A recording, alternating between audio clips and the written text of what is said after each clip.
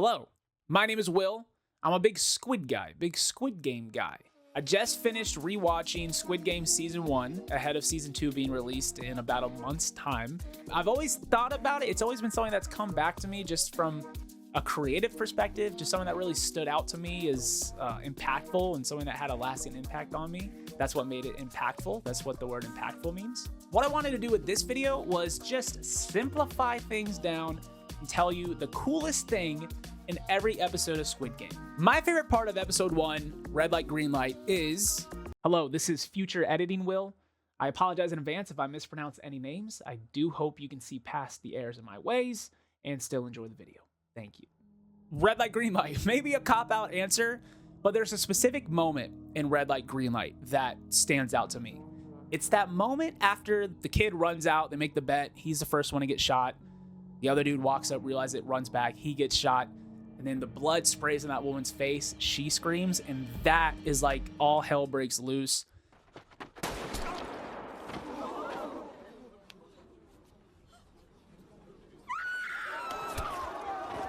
Even for someone who watched the show already and remembered it pretty well, I was still pressed about it. I was still very nervous watching it.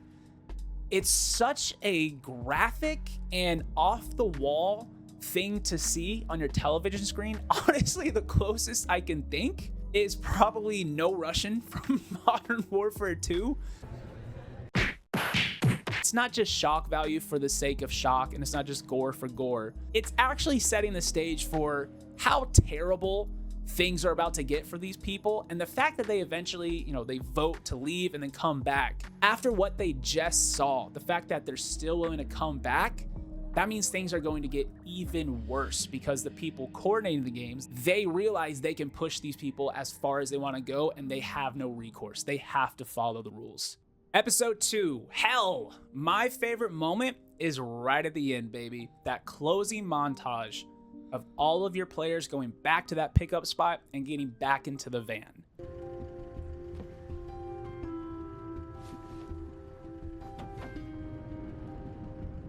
Just spent this entire episode realizing that these people have no other options. They just saw the most disgusting, traumatizing shit they've probably ever seen in red light, green light. But things are so bad when they get back into the real world. Things are so dire, they have to go back. It's also a great testament to the organizers of the games and exactly what they're doing. They know they can prey on these people. They're so desperate for any type of help. They'll do anything, including voluntarily going back to this place where they just saw 200 people get massacred right in front of them. The way that closing montage is shot is really interesting too. The way you have this still shot that's cutting between different environments with their respective character in that same spot. To wrap it up in such a powerful way, to see them essentially give up their life and just say, fuck it, we're doing this. Let's see if I can win this thing, is awesome. And it sets up an incredible rest of the season. Episode 3, The Man with the Umbrella. I've got 2 half answers, if you'll allow it. Just 2 details that I think added a lot to the immersion of the show, if you will. Number 1 being the cultural differences of Ali and Se-byuk and how that puts them at a disadvantage. Of course, one of the biggest scenes of this episode is Se-byuk climbing to the air vents and actually seeing one of the pink boys cooking up a whole bunch of sugar in the kitchen. But since she's from North Korea, she's not able to piece together that they're about to play this honeycomb game where you have to chisel out the shape without breaking it. If she was South Korean, she'd probably piece it together, right? There's only so many reasons a giant pot of sugar would be cooked up in the middle of the night. A South Korean would probably be able to figure that out, and that's actually what Song-woo does, right? He actually pressures Se-byuk into telling him what she saw, and he's able to use that to figure out what the game is. Not too early in advance, but early enough to be a fucking psychopath and not tell anyone about what he's figured out. You tell me what you saw. I might guess what it is. They were heating sugar.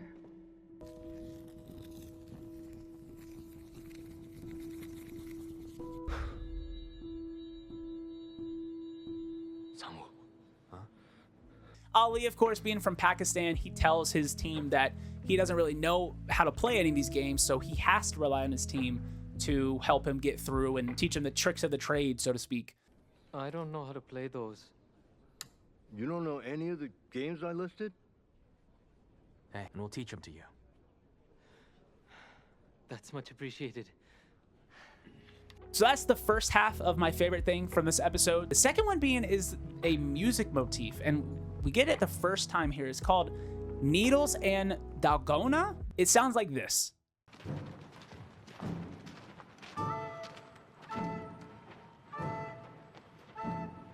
This is my favorite recurring song or musical motif. It literally sounds like you're in an elementary school next to the music class and the third graders are learning to play the recorder, and it sounds like ass. It is obviously supposed to just have a childish sound to it, but it's beyond that. It's not gimmicky. It really comes across as almost ominous. It's just offbeat enough to where it sounds like the kids playing the recorders are like playing for their lives. And if they don't get this right, they get silent lunch or they don't get to go to recess or something like that. Something terrible in a third grader's brain. Hearing it underneath all these adults having to play this game or they fucking die is insane. So the immigrant perspective with Ali and Sebyuk and Needles and Dalgona. Episode 4, Stick to the Team. Another banger of an episode. Obviously, this has the riot scene. The riot scene is great. My favorite thing, more so than that, is Tug of War, specifically the set.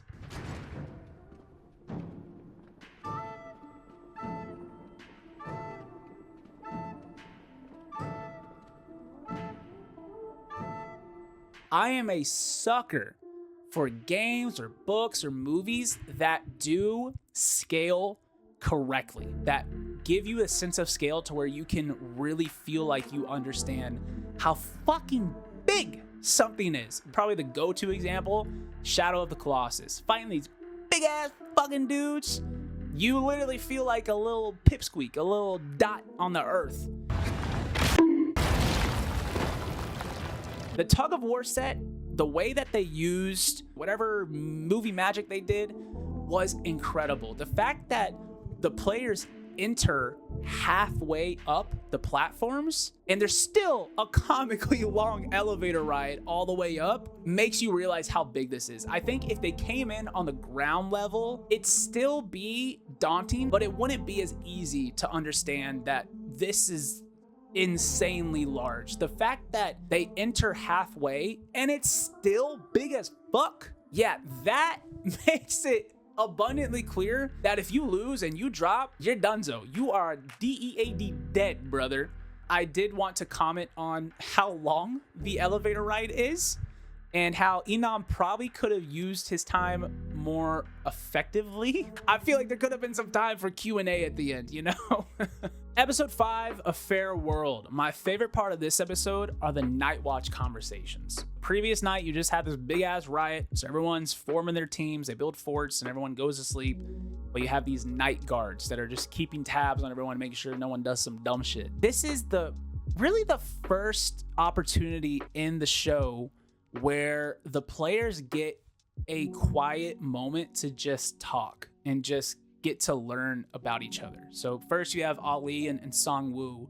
Ali gives a lot of insight into his motivations for coming to South Korea to begin with. And then Sang-woo very tellingly doesn't really go into detail. He just says, oh, money, I like money, I'm here for money. It makes sense that he doesn't go into detail about why he's there because he's a fucking psychopath, dude. If Sang-woo was honest about why he's there, people wouldn't trust him and he wouldn't be able to take advantage of them for his own personal gain. And after that, once they swap out, you of course have this great conversation between Gi-hoon and Ilnam, which sets up the fucking next episode. Ugh. But it's also the viewer's first opportunity to really understand why Gi-hoon's life is as fucked up as it is. And you realize that he actually had a stable union job. They went on strike, and his factory essentially brought in Pinkertons and violently broke up the strike. I had a kid on the way, too. Couldn't afford to get fired like that. They ruined the company and held us responsible. It made me furious. That gives the viewer so much more empathy. Once you learn this, you realize like he's been through some shit and he still tries his best. He doesn't succeed often, if ever, but he's never stopped trying. It's such a unique moment. There's not many quiet moments in Squid Game, at least moments where there's characters interacting. And of the moments that do happen, this is the one that adds the most emotional attachment for the viewer to the characters. Not to mention like Gi-hoon hallucinating and feeling like he's back in the factory when the strike's being broken up. Man, it's great. Great stuff. Episode 6, Gambu. Oh, my favorite moment, the set for the marble game, this man-made village with artificial sunlight, the creativity from the designers to build this thing out and to use artificial sunlight that's fixed in one location. You actually feel like there's a sunset. From the player's perspective, it's fucked up. The game organizers are intentionally trying to make these players feel like they're back home and that they're back out in the real world. They're trying to have a lapse of judgment, right? Trying to get their guard down to make them feel like you're just a kid again in the back streets playing with your friends until it's dinner time. Every perspective, from the fourth wall perspective, the canon perspective, the character, it's like the set itself is a character. It's such a powerful episode, and the set, I think, is the most responsible for how impactful this episode is, especially the sunlight. That very last scene where the old man, Eonam, is giving Gi-hoon the marble and telling him everything's okay, giving him the hug. It's okay. Hey. Everything's okay. The sunlight on their face, again, there's this common theme of playing outside with your friends all day as a kid and not coming home until the sun sets and it's dinner time. Well, the sun's setting, brother, and it's dinner time for one of you. I don't know. That's my favorite moment. Episode 7, VIPs. This is what feels like the rising action, if not the climax. This episode, this will have you pumped up, man. My favorite thing is the VIPs as a concept, as characters, as a wardrobe, as a set design. This is when you irrefutably realize as a viewer, this isn't just some fucked up serial killer fantasy. This is sport. This is entertainment. This is a bunch of rich people that are in the world among us, that own companies, that run nations, that control people, and they come here to bet on humans as horses and watch them die. It's insane. It's a crazy, crazy concept. The designs of their costumes, the mask that they wear, the set where there's like humans creating furniture. I can't even begin to put into words how fucking cool this shit is, man. It's super cool. It's obviously not cool in like a real world perspective, but it's just such a jarring thing to see compared to what the players are experiencing and you know, the glass bridge game that they're about to play next. Going from that where they're covered in blood and dirt and they've got broken bones and injuries, and then these dudes are sitting on living furniture with the best backrest in the world, hubba hubba. It's so sick. This is kind of a point of no return for the show. There's no ifs, ands, or buts about the motivation of the game organizers. It's just entertainment. Well, if I can't do 69, I'll try 96. Good luck with that. How do you know this guy? I didn't bring him. I thought you brought him. Me, no. There's no social experiment going on, because a social experiment means that these people get to live out the results of the experiment. No, these people fucking die. There's no control group. They die. The control group dies. It's so fascinating the way that these VIPs, they show up and they just wreck shit. Your first time watching, when they show up and they pull back the curtain and they're watching these people play on the glass bridge, it changes everything about the show. It's such an important piece of the concept of Squid Game. and it just looks cool as shit. So the VIPs, very, very important people. Episode 8, from and that boy up the side. Woo! Kendrick 1. You have this absolutely absurd final dinner, this steak dinner with wine. You have classical music playing. You have these long ass tables, beautiful floral arrangements. It's outrageous that it's happening after what just happened. Sangwoo just threw a fucking dude off the bridge himself. They realized too that Sangwoo is a fucking nut. The best moment of this episode, one of the defining moments of the show, I think. Se-byuk passes out from her injury. Gi-hoon's banging on the door. Help, help, she's dying, I need help. Lights come on, boom. Gi-hoon's like, I did it. But wait, they're walking in with the coffin. Who could that? Oh, hell.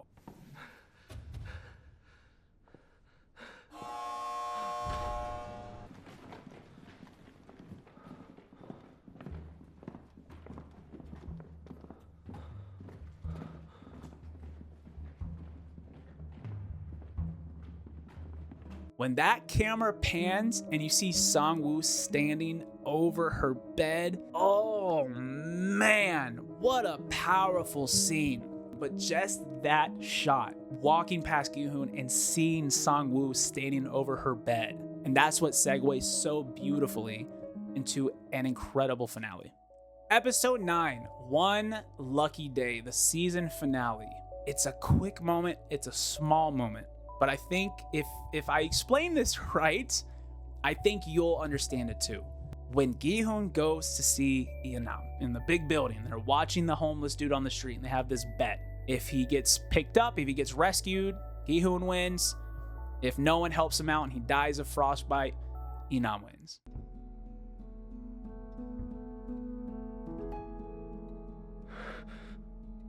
Look at that. There's someone who cares. Of course, he ends up getting saved. Yeonam coincidentally dies at the same time. Right before Gi-hoon leaves, there's a tilt shift shot. Here's an example on the screen right now.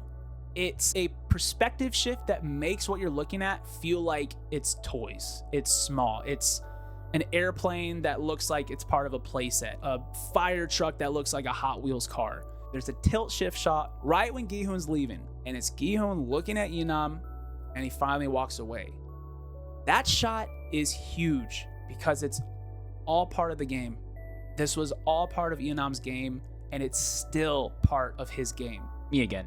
One more thing I wanted to add here. I think this shot was intentionally framed to make it look like you're looking into a dollhouse or maybe even a set on a stage.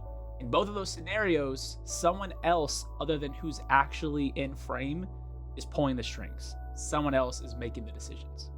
The decision from the production team to go with a tilt shift there symbolizes everything the whole show is about. From the start to the finish, everything is part of Yeonam's game in this wealthy elite class that bet on people like horses. It's all part of their game. Right at the end of the episode, as we know, Gi-hoon is getting on an airplane to go see his daughter and ideally be a father with this newfound wealth he has. He stops, he turns around, he chooses to more or less abandon his daughter with a death wish to go stop the Squid Game for himself. It's still part of Yeonam's game, the frontman's game. Gi-hoon doesn't even realize that he's still playing it yet. It's a year after the games happened. They're out of the arena. All these players are dead. Yeonam, who Gi-hoon thought was dead, is right in front of him, now deceased. It's all a game. It may feel like life or death to Gi-hoon, but to the people organizing it and benefiting from it, it's just another day. They couldn't give a fuck. They could not care less about what happens to anyone else. So just that small shot, that tilt shift in episode 9 in that room right after the homeless guy gets rescued and Yeonam passes, that is my favorite moment from episode 9. So there you have it. I'm sure you were watching with bated breath to find out what my favorite moments were. Watching the show again was a great experience. There were so many things I didn't notice the first time around that I loved the second time around. There is this really funny moment we were watching episode 1. Gi-hoon's running from the loan sharks and Se-byuk actually bumps into him. when we were watching it, we paused it and we rewound. We were like, oh my God, that's Sae-byuk, like a little Easter egg. Like, who knew? And like the next shot is a close up on her face. Like, okay, we were supposed to know. Okay, got it. Let me know what your favorite moments of Squid Game Season 1 were in the comments down below. Hopefully you enjoyed this video. Let me know if I should make more videos like this. I watch a lot of stuff and I can make more stuff with that stuff. So, have a great day. Goodbye. 18 seconds. Okay, Will. I made it. No!